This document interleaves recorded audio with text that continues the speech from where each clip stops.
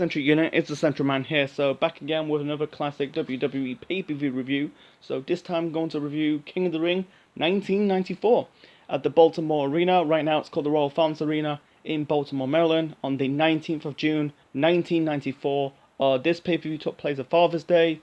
The attendance for the show was 12,000 and the buy rate for King of the Ring of 1994 is 185,000 pay-per-view buys.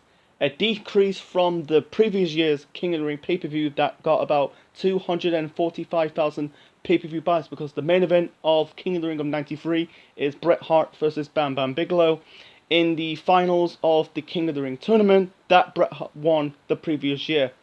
Unfortunately, no Vince McMahon on this show, because in kayfabe he self-proclaimed got an injury to his neck, but in real life he's getting ready for his court trial because you know, allegations that he's applying his wrestlers with steroids, and also he's like, and the raping allegations, that was like in 1992. I don't want to get into the court case of Vince McMahon. That's another story for another time. He did.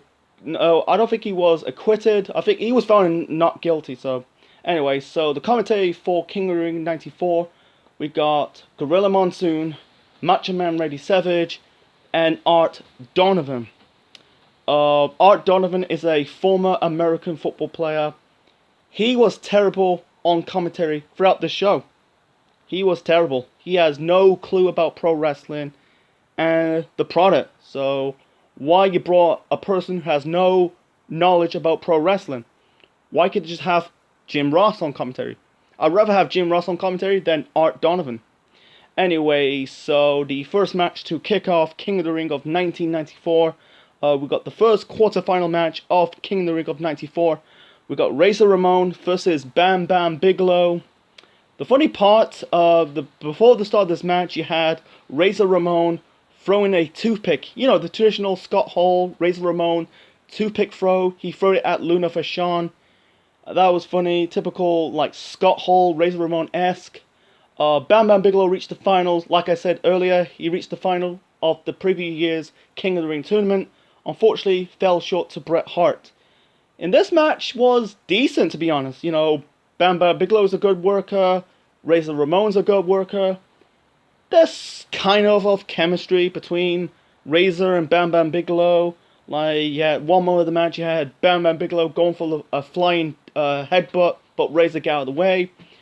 In the end, Razor was going for the Razor's Edge. Bam Bam Bigelow got out of the Razor's Edge, trying to hit like a moonsault, but instead, Razor kind of dragged him off the top rope and rolled him up for the victory. So it's really night till day. Like the previous year, Bam Bam Bigelow reached the finals, and then in 1994, he fell short in the quarterfinals in the 1994 pay-per-view. So good for Razor. He advanced into the semi-finals. So yeah, it was a decent opener. Wasn't bad, but wasn't great. It was a decent showing between Razor and Bam Bam Bigelow.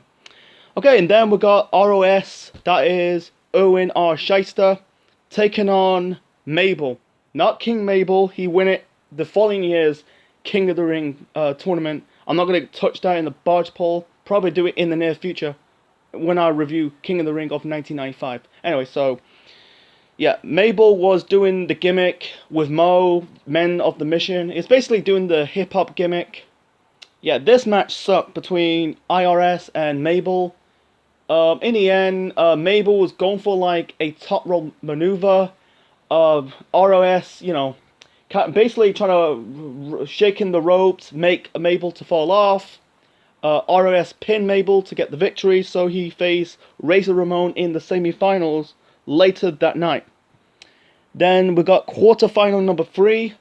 We got Owen Hart versus Tatanka. This was the better match on the show. It was decent because Owen Hart's one of the best workers. Tatanka was decent. It's a damn shame his run in WWF he never got like any credit, but it's just, it's debatable if Tatanka should have got a better push. Anyway, so it was a decent match. In the end, Tatanka was going for a sun flip roll up, but instead Owen countered it of a roll up of his own to win this match. and Owen advanced into the semi-finals of the King of the Ring tournament of 1994.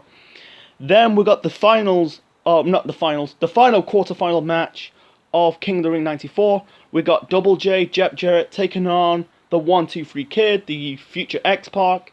And this was another decent match. In the end, Jarrett was going for like a figure 4 leg lock, but Kid going for a small package to win this match. He will face Owen Hart in the semi-finals. And then afterwards, you got Jeff Jarrett got pissed off, attack 1-2-3 Kid, and I think he hit by multiple power drivers on the Kid, basically softening him up for the semi-final match against Owen. Okay, and then we got the WWE title match between Bret Hart defending the belt against the IC champion Diesel. This is the first of many trilogy matches between Bret versus Diesel between 94 and 95. In Bret's corner, you got Bret's brother-in-law, Jim the Anvil Neidhart. And then on Diesel's corner, you got Shawn Michaels. I think they were a tag team at the time. This was awesome. You know, Bret and Diesel just got good chemistry. You know, it's a typical big man versus small man match. And it was good. And like, I feel like some bulks of the match, Bret was going for the leg of Diesel, trying to set up for the sharpshooter. It was a bit chaos between out ringside between Neidhart and Shawn Michaels. It was really good. I watched this. It was, some parts was a bit boring, but it told a good story. It's a typical David versus Goliath type of match. In the end, Diesel was going for the jackknife, but instead, Neidhart attacked Diesel. That caused a DQ. It was disappointed because you got DQs or countouts in pay-per-views. It was disappointed. It's a bit cheap out because at the time people had spent a lot of money. It's a damn shame, but told a good story. It's basically the match of the night because it's the match lasted about 20 minutes, 22 minutes. And then afterwards you got Shawn and Diesel beating the crap out of Bret. I think like Shawn power drived Bret in the ring, in the mat.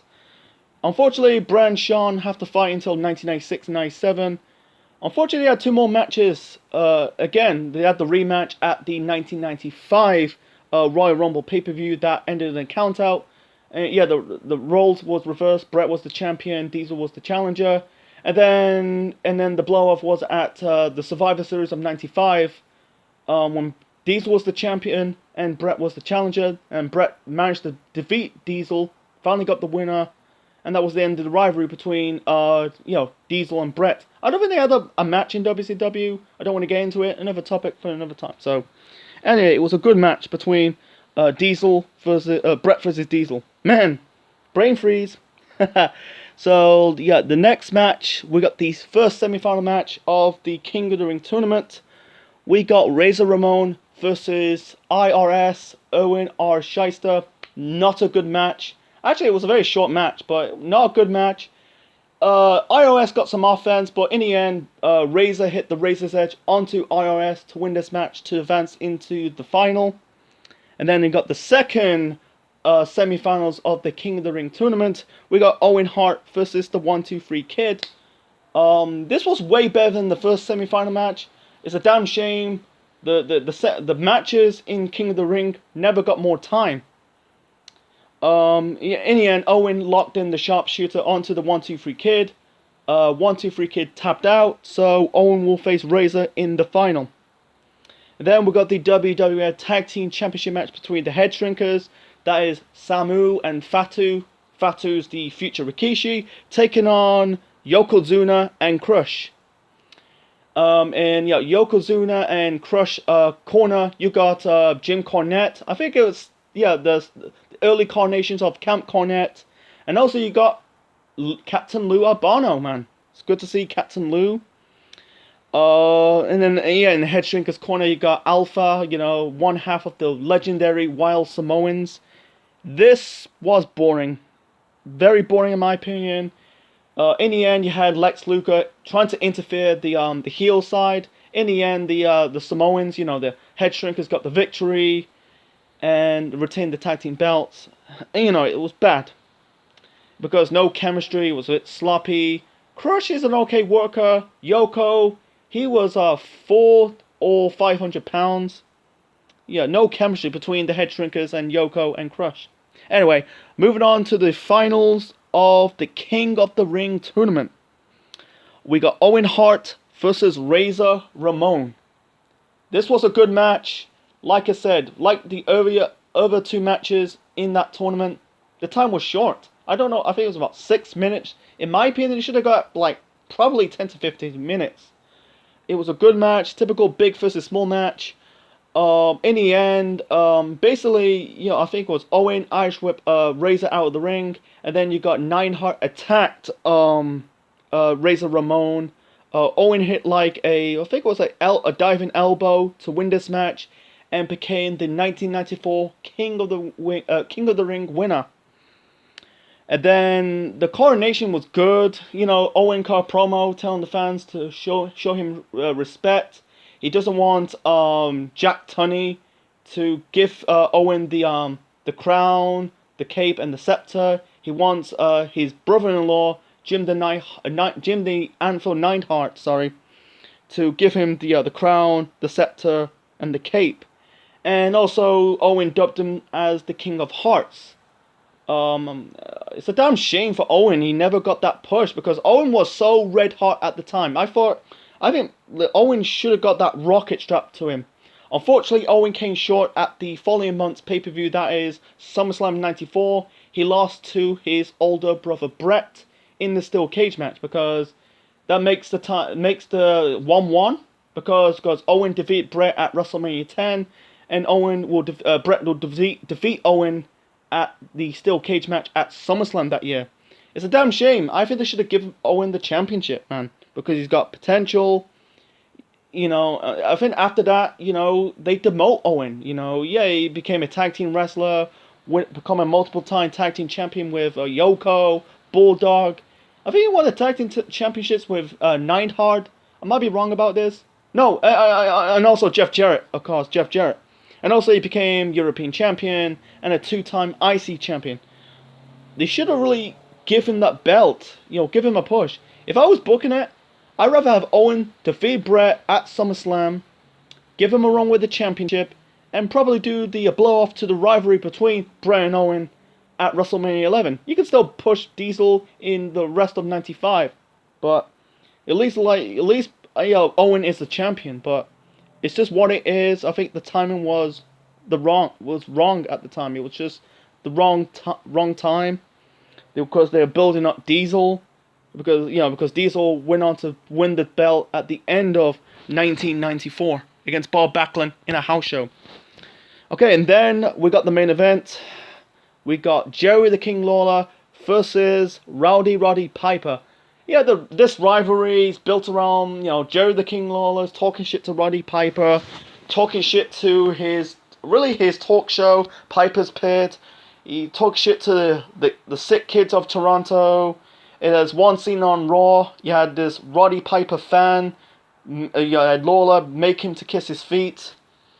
Anyway, this match between Lawler and Piper sucked. For one, why is it the main event? You know, it's better off to have the championship match, you know, between Brett versus Diesel, or the finals of the King of the Ring tournament between Owen and Razor. Why Lawler and Piper? They're good workers, don't get me wrong, but they don't connect. There was no chemistry. In the end, Roddy and Piper got the victory. And yeah, it plants the seeds of Brett versus Lawler at the next year's King of the Ring, the Kiss My Foot match. But it's just the way to get the fans to leave the arena happy. It's just what it is. So my final rating for King of the Ring 1994, I'm gonna give it a 6 out of 10. I think it's a bit of a downgrade from the 1993 tournament. I think there was good matches on the show. Some are decent. Yeah, the match of the night has to be Brett versus Diesel. Owen versus Razor was good. Razor versus Bam Bam Bigelow. Owen versus 1-2-3 Kid. 1-2-3 Kid versus Jarrett. They are good. And nothing in the middle, but the bad on the show. There were, you know, not a lot of bad. You had the tag team title match between Headshrinkers versus Yoko versus Crush. That was bad. The main event between King versus Piper. Why is it a main event? I don't know why. It was just basically, fans leave the arena happy. That was not that good. Art Johnson on commentary, that was shit. And yeah, Mabel versus IRS, that was a bad match. And also IRS versus Razor Ramon, that was just not enough time, but still a bad match. So anyways, so that's my review of King of the Ring 1994. Hope you like it. Leave your thoughts in the comment section below, smash the like button, and subscribe to the Central Mind Network on YouTube. We got a few weeks until Extreme Rules of 2020. The first review on this segment was Extreme Rules of 2009. Next time, I'm going to review the following year's Extreme Rules pay-per-view. That is Extreme Rules 2010. This is the Central Man officially signing out. Check you later.